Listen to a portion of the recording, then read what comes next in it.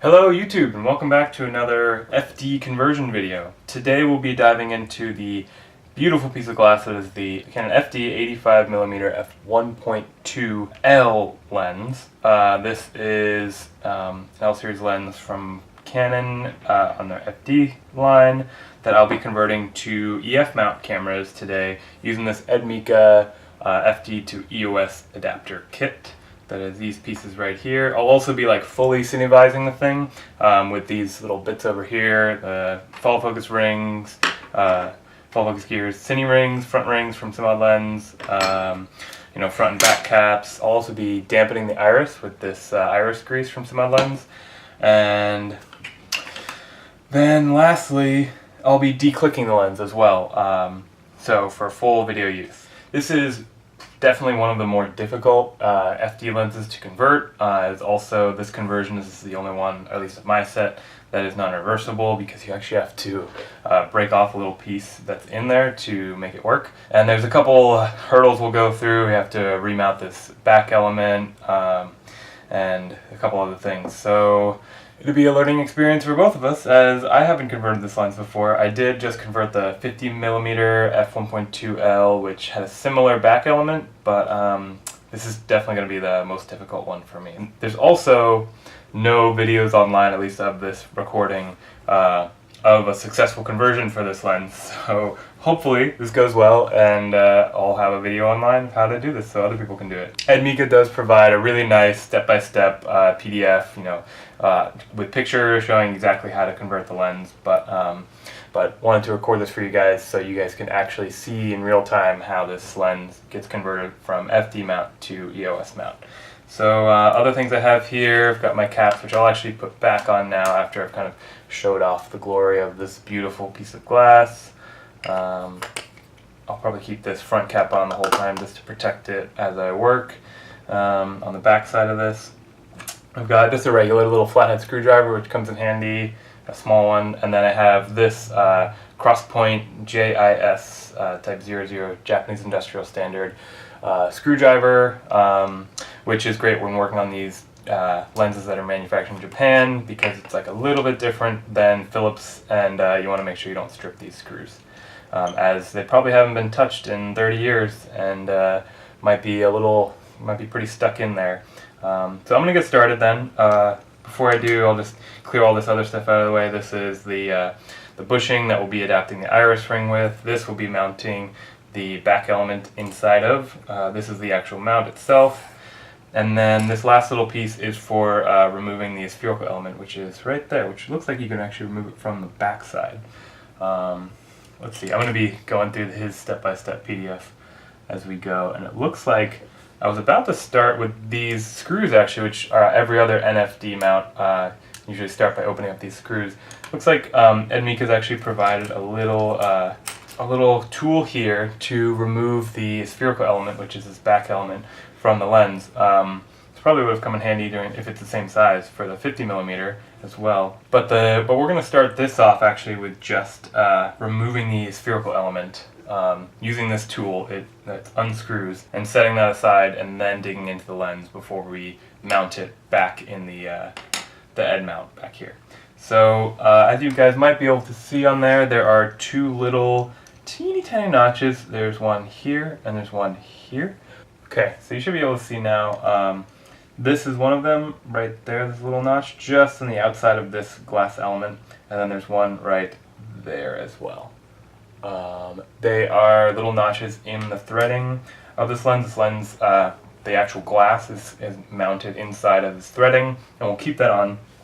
I don't know how you get that off, but then it's mounted on the back element on the back mount of this lens, this FD mount, with these threads. So this tool has little tiny spikes here, and those are designed to just sit right in those notches. They're perfectly fit, hopefully, for those notches. I want to make sure I don't scratch the glass at all. I'm being very careful. Great. And they sit perfectly in the notches. And then we just rotate counterclockwise, and it should just come unscrewed. Let's try it out. Yep, it's coming right out, and I'll just keep loosening this up and unscrew it.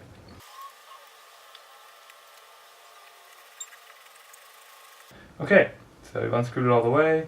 Oh, it's hanging on to it, really. See, I told you it was perfectly fit for that. Now we're just going to set it aside for now. We'll get to this in a second. I'm going to put this on a cloth over here, and then we will dive into the lens. So, as with every nFD lens, this is kind of Canon's last generation of FD mounts. This is the bayonet style mount. There are 3 screws on the outside, which we'll unscrew to get down to the first layer. And when you unscrew, you want to be cautious to really apply a lot of pressure. This definitely hasn't been opened before because the screws are giving me a lot of resistance.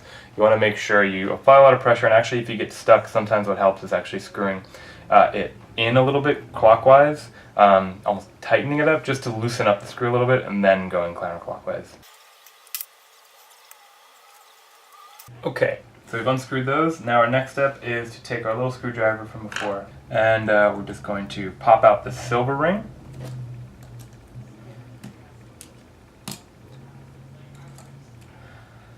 That's what was holding everything in place. Okay.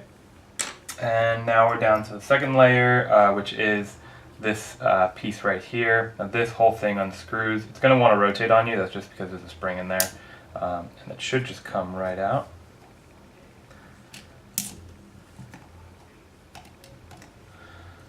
Perfect. Okay, so we've taken that out.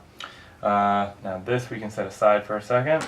Now we're down to our next layer, which is has these 4 screws that you'll see. There's 1, 2, 3, and 4. Saving all the pieces for this.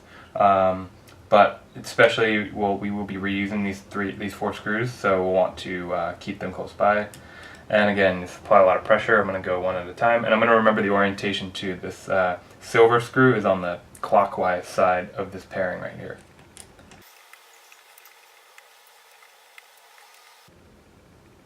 Okay, that comes right out. And we'll set that aside. And the last thing we'll remove is this silver ring in here, which helps control the aperture. We don't need that anymore either. So to take it out, we will going to line up this little notch right here. I'm not sure if you guys can see that little notch right there. There you go. And with this notch on the outer ring, on the black ring. So in order to do that, I might have to rotate this out of the auto position. There we go. So we line up those notches and we just pull it right out. Okay, so now these 4 pieces are totally wrapped. I'm just going to set those aside. And now we get to the difficult part that I've never done before. So there is this little piece right here. This is what controls the aperture, I guess controls the auto function. It is spring-loaded, and it has to be broken off in order for us to mount this lens. I'm not sure exactly how he breaks it off. It looks like he just wiggles it off and it breaks. But I'm going to do this very cautiously, so it might take some time. I might go off camera, guys. Okay, so as I'm pulling on it, it does feel like it's about to give. I'll make sure we get a good close-up of this. As I'm pulling on it, I can actually feel it. And the way you bend something, bend metal, and you feel like at a certain point it's going to break. That's what I'm feeling already from this piece. All I'm doing is just putting my finger right here and pulling back. And I can feel it starting to bend, like the bending of metal that's about to break. I'm just going to keep doing that. I'm sort of wiggling it now back and forth. And according to the instructions, it should just break right off. We don't need this piece anymore. This only controls the auto function for Canon 35mm film cameras. We just want it out of the way.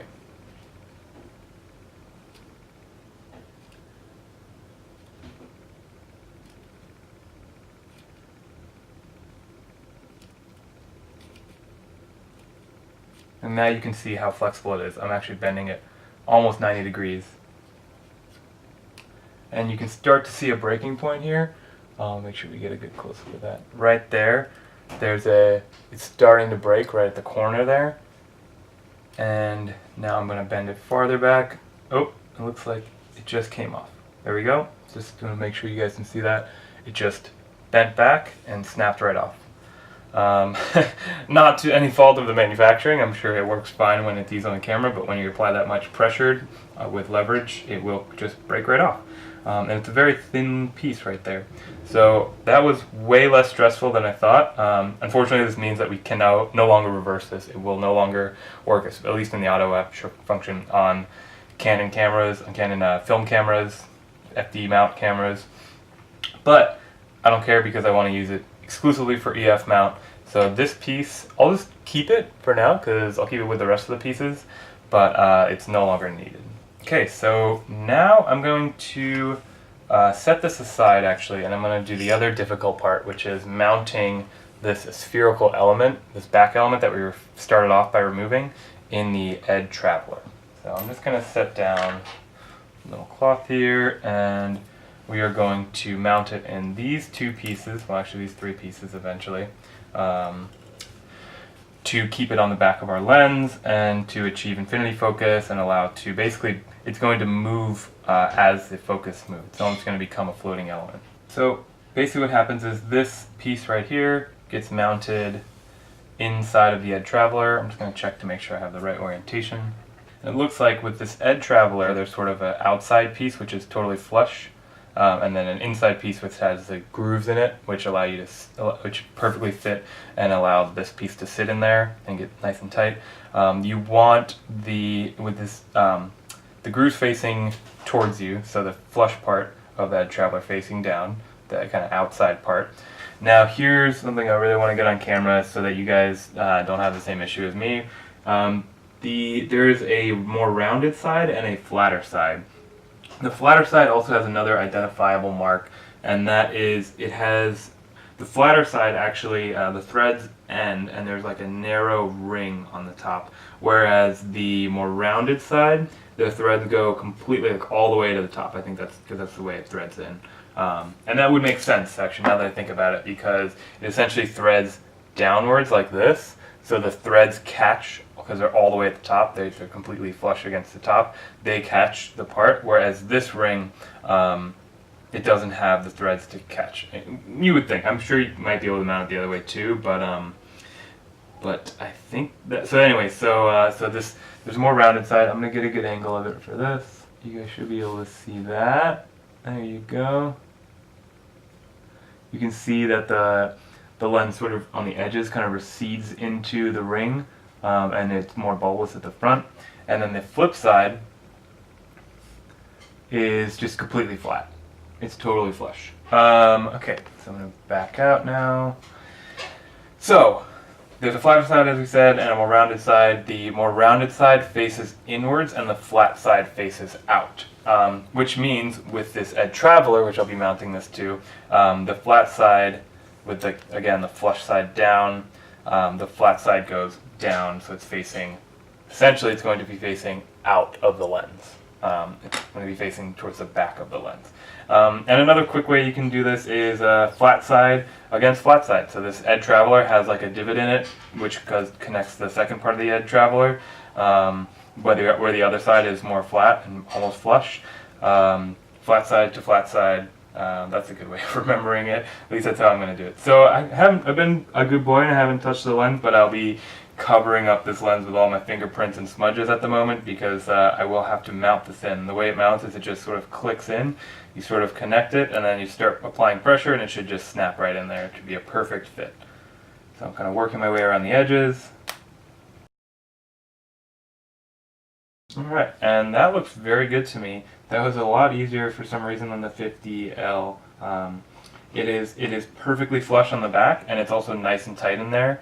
This thing isn't going anywhere. And that's the main thing you want it to be very tight. But you also want it to be totally flush. You don't want there to be any like divots, you know, or have it be a little off on one side or the other, a little bit raised or indented on one side or the other. Now I'm going to connect the Ed Traveler from one side of the Ed mount to the other side using this other side of the Ed Traveler. So this is the flip side of the Ed Traveler. This kind of sits right inside of that groove we were talking about and snaps it all together. So to start, I'm going to be putting, again, the flat side down, now the flat side of the Ed Traveler down, flat side of the lens down. Then I'll put the Ed mount around it, like that.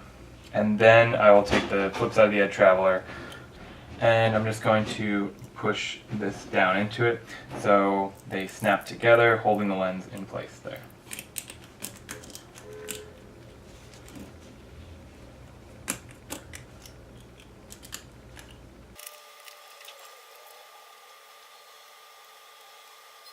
Okay, so that is nicely seated in there. And for the final test, what you should see is you should be able to push out from one side, push from the inside, and actually extend the spherical element, suspend it in front, out from the Ed Traveler. Because that's what's going to end up happening when this reaches infinity focus. It'll actually move the element, the elements in the lens, the focusing lens, will push against this spherical element and move it back to accommodate for infinity focusing and to keep that on there.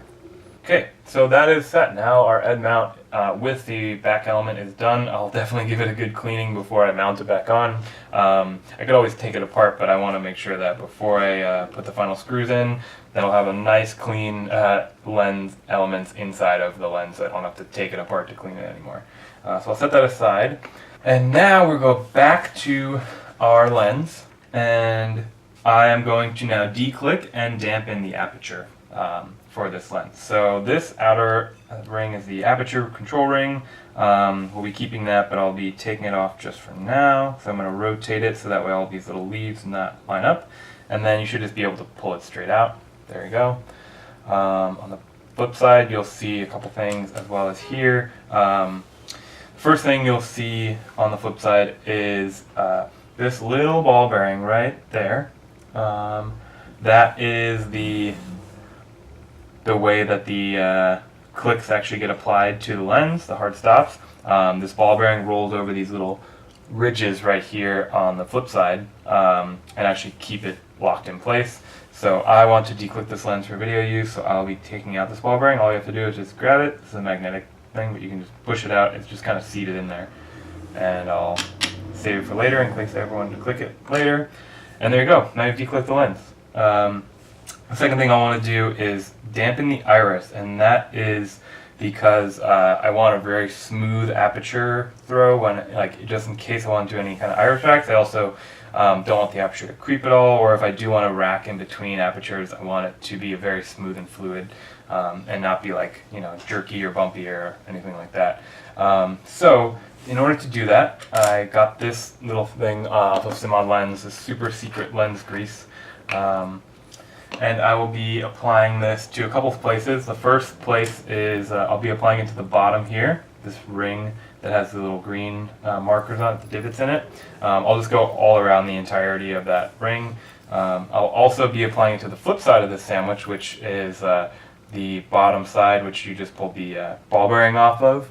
And I'll be applying it to this, and then the last place I'll apply it is to the Ed bushing, which is what controls the aperture, and just because that's going to end up rubbing against these three little leaves right here. So I'll do that last. The first thing I'll do is just go around, and I'm just doing a very thin coat, just enough to kind of wet the surface. Especially since I'll be doubling up and I'll be doing the other side of this ring, I want to make sure I don't overdo it. And I'm just using actually a little screwdriver. Some people use fine tip brushes, or like Ed actually uses a toothpick to apply it, and you just want a tiny little bit, just something that's not going to rub anything off, and something that you can get really accurate with when you want to apply it in very small portions. So I'm just going to go around and I'll let you know when I'm done.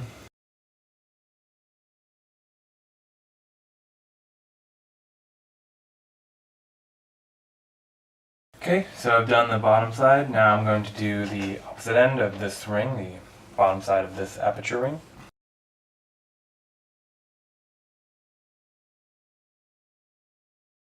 And as I wrap up, one place I want to focus on in particular is this metal spring right here. So this is what actually locks the auto aperture function of these cameras. Now, some people take it out and add some kind of block, but the main thing is I want to keep it in, because if I do take it out and I don't have this piece right here, then I could actually end up going past my maximum aperture. So say this goes to f16. I could end up going past f16 and into the auto aperture function, which actually opens back up the aperture to somewhere in the middle, like an f8. in which case I would open up the aperture. I don't want that. I want a hard stop on the end of my aperture, so I know that I've closed down all the way. So I will keep it in there. It does add more resistance, I think, because it's pushing against. It's a small area. This tiny little metal tip, especially, is pushing against the inner ring there. So I'll just want to add a little bit extra. Still not a lot, but just focus on that. Make sure you get it. Hopefully that helps it more so, helps alleviate the pressure that's put on by the spring by leaving the spring in.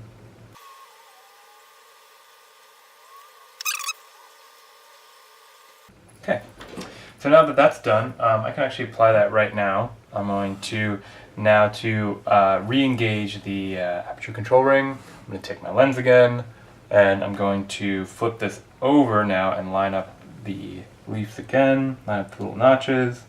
In order to actually get it to sit fully in there, you have to push in that spring that controls the auto aperture, and it should just click down once you apply some pressure downwards. There you go. And then just to keep it locked so it doesn't come up again, I just rotate it a little bit to the side. But that feels very smooth. I'm liking that feel of that. Now the last thing I want to do is grease up just the outside of this Ed bushing. And one place I don't want to actually touch is this notch right here, because that's meant to sit in and not move. So we probably should avoid putting grease on that element, but I'm just going to go all around the rest of the ring.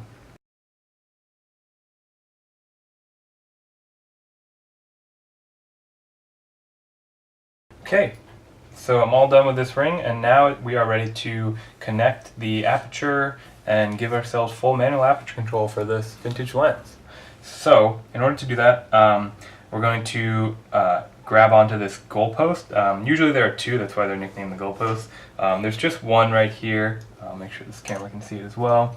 Right there. And that, as you can see, opens up the aperture blades by by rotating, and then this little shark fin hits a little spring and it opens up the blades.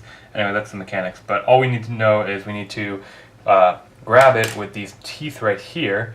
So there's a little notch right there. That's now, since this is sort of flipped, this is now the goalpost, and that's a little tooth, we'll say.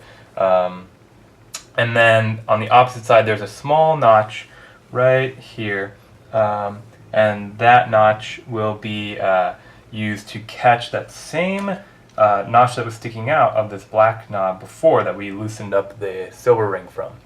So if you can see, there's the notch right there on the outer ring, and that needs to catch this notch right here. Great, so I'll probably start with the goalpost just because it's sticking farther out.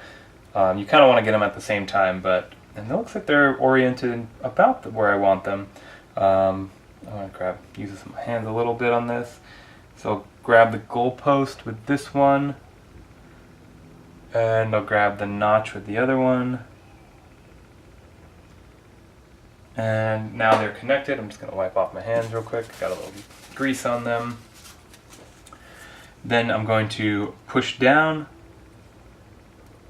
make sure that's fully seated in there. And voila, we have connected the aperture, and now we have full manual aperture control for this lens from the outer ring. Look at that. And it's really nice and smooth. This might be my favorite iris dampening job that I've done so far.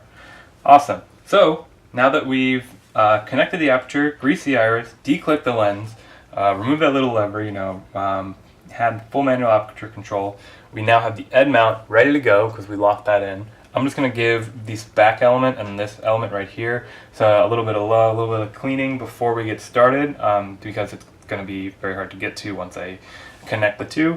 Then all we have to do is connect them. So I'm going to clean it real quick.